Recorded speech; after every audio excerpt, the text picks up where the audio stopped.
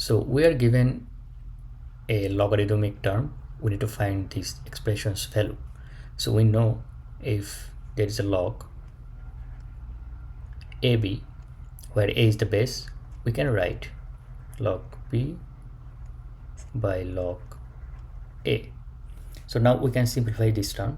So it will be log 3 by log 2 into log 4 by log 3 log 5 by log 4 log 6 by log 5 log 7 log 6 log 8 log 7.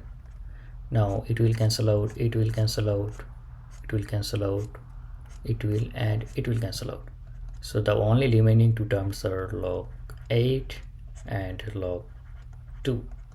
And now we can write log 2 cube log 2, and 3 will be in front of this term. So log 2 log 2. So the answer is 3.